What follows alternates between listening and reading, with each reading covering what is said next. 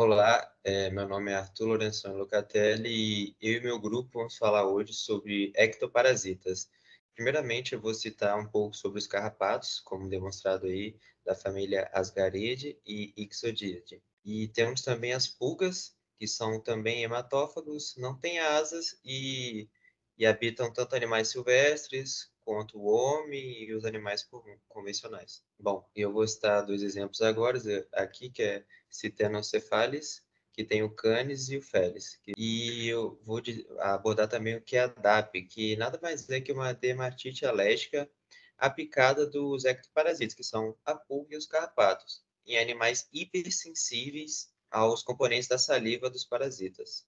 E eu vou citar agora dois agentes causadores bem comuns, que é o Ctenocephalis felis, que são as pulgas dos felinos, e o Hippalocéfalos sanguíneos. Aqui é um esquema que mostra a ação alergênica da saliva, né? Que os ectoparasitas fazem um repasse sanguíneo e a saliva entra em contato com os componentes alérgicos, aí o sistema imunológico faz com que ocorra uma reação, aí esses animais predispostos a ter essa reação têm essa hipersensibilidade, que ocorre dois tipos, que é tipo 1 e tipo 4. Bom, e as reações de hipersensibilidade estão aqui citadas, que é tipo 1 e tipo 2. A tipo 1 sendo imediata, e ela tem uma severa inflamação na pele e causa muita dor animal e prurido. E a tipo 4, ela é a tardia, que é aptenos, proteínas, e é um quadro alérgico mais tardiamente. Falando mais sobre os cães, como que ocorre, né? É uma coceira intensa, aí como eles são animais com garras, várias escoriações, machucados, aí é um desconforto que gera essas inflamações, essas bolhas, e lesões por mordedura na região da cauda também, que ficam se mordendo. E aqui, os gatos, né, que tem manifestações típicas como alopecia, coceira, crostas e protuberâncias, que são as típicas. E as atípicas é lambedura excessiva e lesões de autotraumatismo, né? Bom, para facilitar o diagnóstico, né, é de excelente ajuda a história clínica do paciente, na clínica, o atendimento particular, o histórico, exame realizado há pouco tempo ou mais tempo. O exame visual, que observa diretamente as pulgas ou os carrapatos ali no animal. E, por fim, um exame mais completo, né, que são o teste de alergia, que são os testes cutâneos e os sorológicos. Bem, um medicamento que eu vou citar agora é o Prediderm, que é nada mais a prednisolona, que é um glicocorticoide com a maior potência inflamatória, indicado muito para cães. Bom, esse medicamento tem algumas contradições, é claro, que alguns animais com doença infecciosa, úlcera, córnea, hemorragia ou perfurações gastrointestinais não pode usar e possui alguns efeitos adversos. A sua frequência é de 12 a 24 horas. Bom, a gente também pode citar também o Bravec, que é um inseticida muito usado e é uma estratégia também de tratamento da TAP. Bem, também temos outro medicamento que é o Credelio, que é para tratamento e prevenção de infestações também, que vai ser citado à frente. Bom, a infestação, tanto por ixodídeos, carrapatos e por pulgas, é de extrema importância na medicina veterinária, porque, dependendo da carga parasitária, pode-se levar a diversos problemas aos pets, como anemia, verminose e estresse. O estresse não é mais uma condição fisiológica mediante aquela infestação que está imposta ali naquele animal. Em questão do estresse, os animais eles podem ficar irritados e às vezes agressivos mediante a infestação, principalmente por pulgas. As condições médicas pré-existentes também devem ser muito importantes e levadas em consideração, já que os animais cardíacos ou com alterações na coluna podem ter o problema agravado pelo esforço constante em se coçar, podendo chegar a ficar exaustos e ofegantes. A anemia é causada principalmente por ectoparasitas hematófagos, como por exemplo a pulga, e são mais comuns em animais de companhia. Animais jovens e mais idosos são mais susceptíveis à infestação maciça desses ectoparasitas pode causar uma perda de sangue excessiva, gerando a anemia, uma menor produtividade e ganho de peso, o desassossego ou a inquietação e a predisposição à miíase. Os principais métodos para diagnóstico das ectoparasitoses são eles, né? Pente fino, o exame microscópico, a observação direta e o exame visual e palpação. Mas o método inicial de identificação de ectoparasitas são através da observação direta da pele e no pelo do animal. Agora eu vou citar aqui as principais drogas para o tratamento das ectoparasitoses. O primeiro medicamento que nós colocamos, principalmente indicado para tratamento de ectoparasitose em grandes animais, em animais de grande porte, principalmente indicado para tratamento das seguintes espécies que acometem grandes animais, né? Bófilos micrófilos, Amblyomma cagenense e Anocetor nitens. Ele também é um mosquicida e repelente sobre moscas adultas vetoras de Dermatobia hominis, Tomoxis calcitrans, Musca domestica e Morelia pruma. Não há contraindicações e também não houve reações medicamentosas. Para bovinos, a concentração é de 10 ml do produto do Butox para 10 litros de água. Para equinos, são 10 ml do produto para 5 litros de Também, água. Com o mesmo princípio ativo, a deltametina, temos o Credelio, que é um medicamento mais utilizado para tratamento de ectoparasitose em gatos. Como contraindicação, temos a não utilização desse medicamento em animais com idade até 8 semanas ou 900 gramas de peso. Também não foram relatados casos de interações medicamentosas. Um comprimido de concentração de 12 miligramas deve ser prescrito para gatos de 900 gramas até 2 quilos. Já o comprimido de concentração de 48 miligramas deve ser prescrito para animais de 2,1 kg até 8 quilos. Outra opção de medicamento é o Bravecto, que apresenta como princípio ativo o Fluralaner. As concentrações variam de acordo com o peso do animal e com o tamanho. Para cães de 2 a 4 quilos, é recomendada o medicamento com a concentração de 112,5 miligramas. Já para cães de 4,5 kg até 10 quilos, é recomendada o medicamento com a concentração de 250 miligramas. Para cães de 10 a 20 quilos, é recomendada a concentração de 500 miligramas. Para cães de 20 a 40 quilos, é recomendada a concentração de 1.000 miligramas. E para cães de 40 a 56 quilos, é recomendada a concentração de 1.400 miligramas. É relatado que esse medicamento possui eficácia contra as seguintes espécies de ectoparasitas, dentre elas Ixodes ricinus, Ixodes hexágonos, Ixodes escapulares, Ixodes holóciclos, Dermacento reticulares, Dermacento viriabilis e rifocéfalos sanguíneos. Em casos de pulgas, temos a Ctenocefalides felis e a Ctenocefalides canis. Não foram relatadas contraindicações ou precauções, mas sim efeitos adversos. Dentre eles, pode ocorrer distúrbios gastrointestinais transitórios, ocasionando em vômito, diarreia e inapetência. Sua administração é via oral e a sua frequência de utilização e o tratamento é de 1 ano. Também temos a opção do fipronil. Sua aplicação é tópica e geralmente a cada 30 dias. Sua posologia vai variar de acordo com o peso do animal e existem sim efeitos adversos, entre eles a irritação local, a hipersalivação e os tremores. Como contraindicações, nós temos a não recomendação para filhotes com menos de 8 semanas e contraindicado também em animais com hipersensibilidade aguda ao princípio ativo. Seu mecanismo de ação baseia-se no bloqueio pré e pós-sináptico da passagem dos íons cloro pelos neurotransmissores GABA, eliminando dessa forma os parasitas por hiperexcitação. Pelos, desses animais que foram tratados perante esse medicamento também exerce significativo controle sobre as formas imaturas dos ectoparasitas, auxiliando no controle da infestação ambiental. Ácaros de orelha.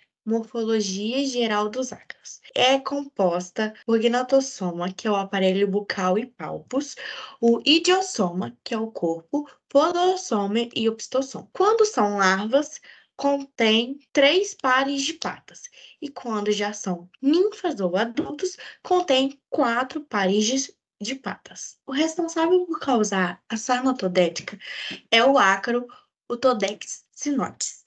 Esse é um tipo de ácaro que coloniza bastante o canal auditivo externo, o ouvido externo e, às vezes, o ouvido médio. Com isso, pode se tornar uma inflamação, que é a famosa otite. O gato é o reservatório natural do ácaro. Nos cães, a transmissão é feita através de interações sociais, como brincar ou dormir junto. Os métodos de diagnóstico eles são divididos em exame clínico, anamnese, exames complementares e exame otoscópico.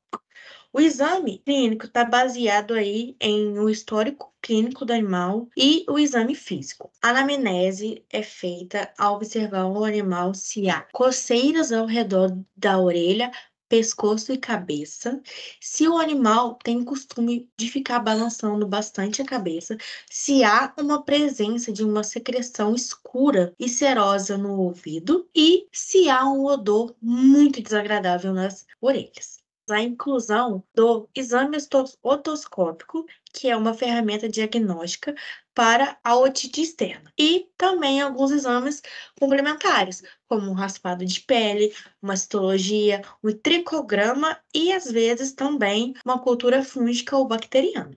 Um exemplo de medicamento para o tratamento é o seromiolítico à base de hemisqualano. Seu princípio ativo é composto por hemisqualano, vitamina E e óleo de amêndoa. Esse medicamento serve para suavizar e amolecer a cera do ouvido. Sua administração é feita via otológica e tem uma frequência de utilização aí de 1 a 2 vezes na semana. Um outro exemplo de medicamento são medicamentos à base de selamectina, que é um princípio ativo muito bom no tratamento e controle das sarnas de ouvido, que é o Otodex sinotes. Esse medicamento contém contraindicações para animais que têm hipersensibilidade aos componentes da forma. O uso mensal desse medicamento controla a infestação subsequente dessa sarna. As reações diversas desse medicamento é que ele possui uma ampla margem de segurança em cães acima de 6 meses de idade. E é um medicamento muito seguro para gestantes e lactantes, ou seja, pode usar Agora, falando um pouco sobre os ácaros da pele, a gente tem que saber que os ácaros são parasitas que causam desconforto e reações alérgicas aos cães. A forma de transmissão e os sintomas dependem do tipo de ácaro, apesar de que, ao contrário das carraças e das pulgas, os ácaros nos cães, eles não causam doenças graves e esses parasitas eles podem desencadear sintomas bastante desagradáveis e incomodativos. Os ácaros, eles são ectoparasitas de mamíferos e aves, e eles se alimentam de sangue, linfa, resto de derme, penas ou secreções sebáceas que ingerem ao perfurar a pele. Eles causam grande irritação devido à dor produzida pela picada, podendo citar irritação, reações alérgicas, assopecoa, púrido, dermatite alérgica e pequenas lesões eritomatosas.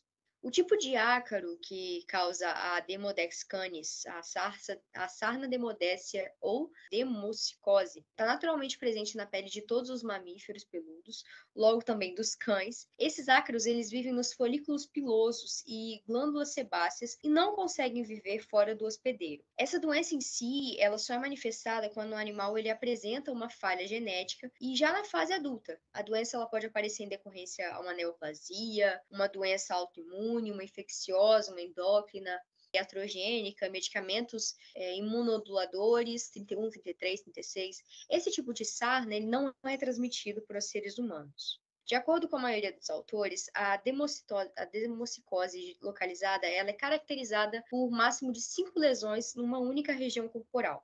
Vários graus de eritrema são possíveis e ocorre também uma descamação. Caso a doença ela se torne crônica, surgem lesões secundárias típicas, tais como a hiperpigmentação. Se houver piodermatite secundária concomitante, também estarão presentes pápulas e pústulas.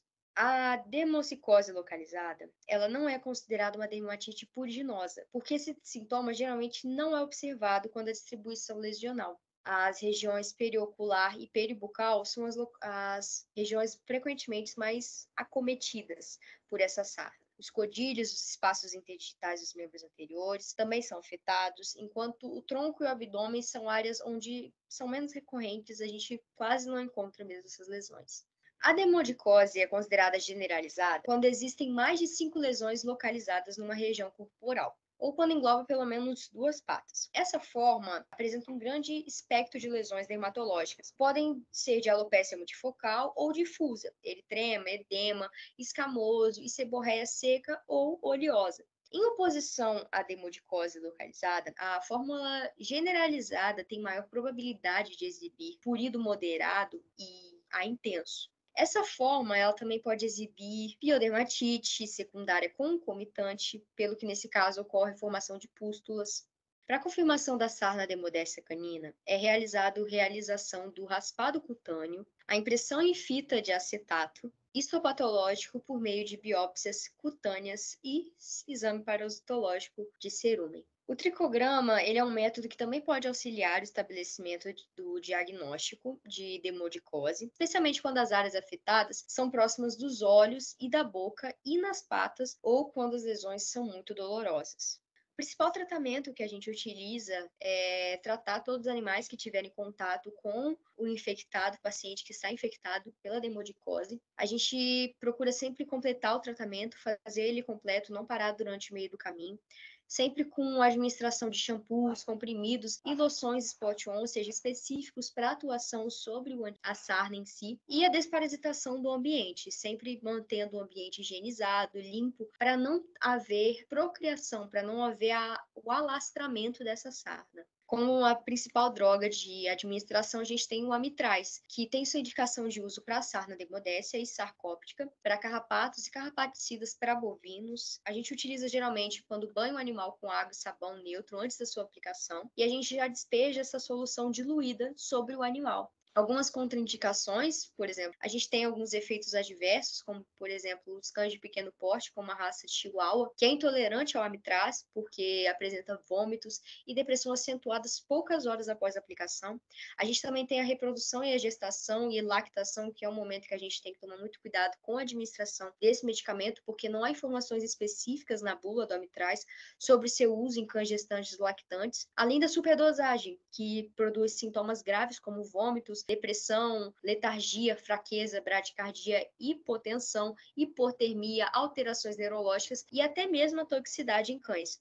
A gente também utiliza o peróxido de benzoíla, que é indicado como adjuvante no caso. A principal contraindicação é essa hipersensibilidade aos componentes da fórmula que alguns pacientes apresentam. Seu principal efeito adverso causa o ressecamento da pele tratada, irritação da pele por ser um shampoo muito forte. A gente tem que ter muita atenção em gatos, porque concentrações superiores a 2,5% são arriscadas, e cães evitar concentrações acima de 5%.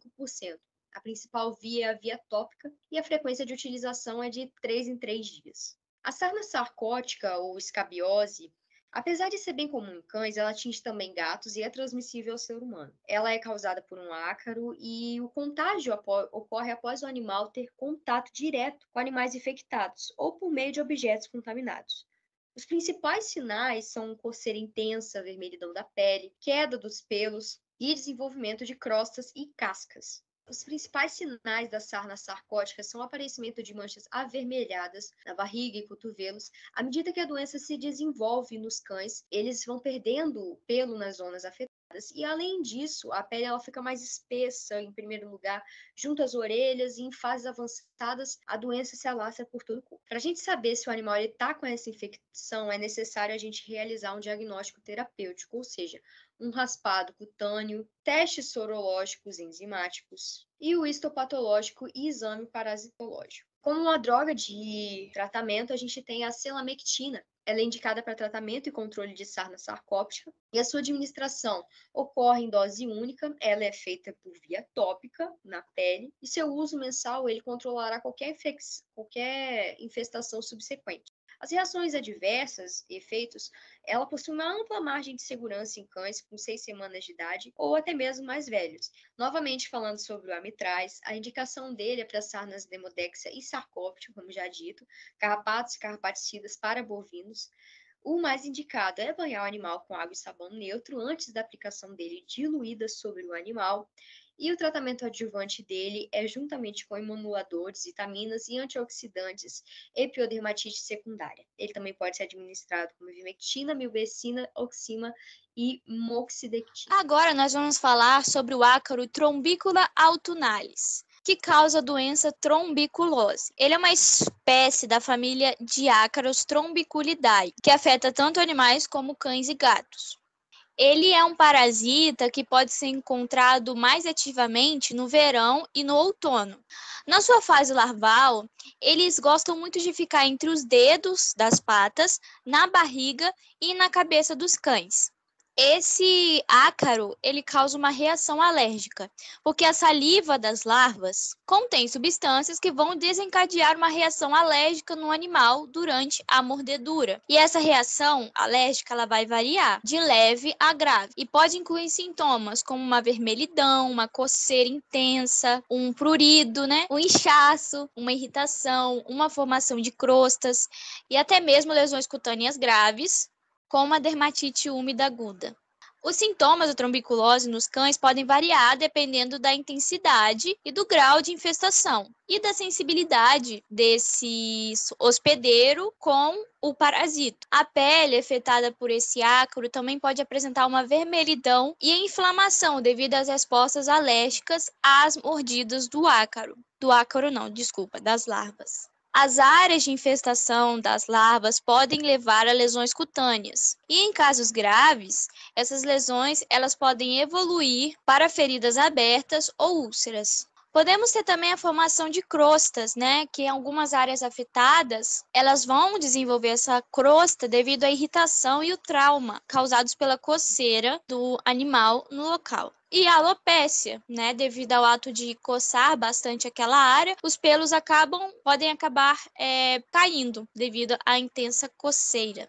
Deve-se ficar atento à persistência dos sintomas mesmo após a eliminação do parasito. Isso porque pode ser notada uma reação alérgica prolongada devido à saliva dessas larvas, lesões cutâneas pré-existentes, onde as lesões podem permanecer mesmo após a eliminação dos ácaros nessas lesões, e uma própria reinfestação, visto que se o ambiente em que esse animal estava não foi devidamente limpo, ele pode acabar se reinfectando. Aqui nós temos a representação de uma lesão causada pelo parasito, Trombicula autunalis. Agora nós vamos falar dos métodos de diagnóstico dessa ectoparasitose. E aqui nós vamos falar de alguns testes laboratoriais que são feitos para o diagnóstico, dessa ectoparasitose. Como, por exemplo, aí nós temos um raspado cutâneo profundo e superficial, muito utilizado para você poder diagnosticar essa ectoparasitose. Outro método diagnóstico que nós temos é a fita de acetato, porque a fita de acetato ela é uma alternativa útil para identificar ectoparasitas presentes na pele dos animais, especialmente quando a raspagem de pele não é viável. Como já falado também sobre exames histopatológicos que são muito importantes, onde a gente tem as biópsias cutâneas que podem ser feitas, nós temos o exame direto ao microscópio, junto à técnica de raspagem. Bom, e geralmente a técnica de raspado cutâneo, que a gente já tinha falado, ela pode ser feita um exame direto ao microscópio. Logo após a feitura, desse exame, desse raspado cutâneo, ele é levado ao microscópio e analisado. Agora, algumas drogas para o tratamento dessa ectoparasitose.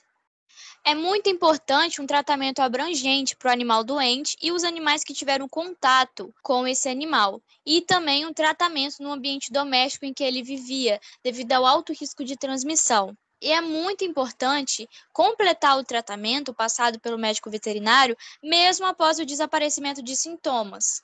Como opções de tratamento, nós temos loções, spot-on, que são formas tópicas, aplicadas na nuca, e shampoos. Shampoos esses que podem ser shampoos manipulados pelo próprio veterinário, com ingredientes que vão ajudar no tratamento da ectoparasitose. E também é muito importante o tratamento ambiental, pois é necessário desparasitar completamente o ambiente doméstico para eliminar o ácaro e evitar reinfecção. Quanto aos tipos de droga, como já foi falado, muitas drogas que já foram citadas anteriormente podem ser utilizadas para o tratamento dessa ectoparasitose. Aqui nós colocamos o exemplo de uma, que é o fipronil mais a permetrina. O fipronil já foi abordado anteriormente, né, esse princípio ativo. Por mais que ele seja para o tratamento de pulgas, carrapatos, piolhos, existem pesquisas que comprovam que ele tem efeito acaricida e mata ectoparasitas em cães.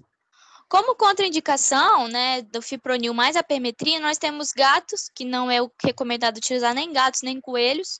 Não utilizar caso já se tenha o conhecimento por meio do histórico clínico de uma hipersensibilidade ao princípio ativo ou a componentes dessa medicação.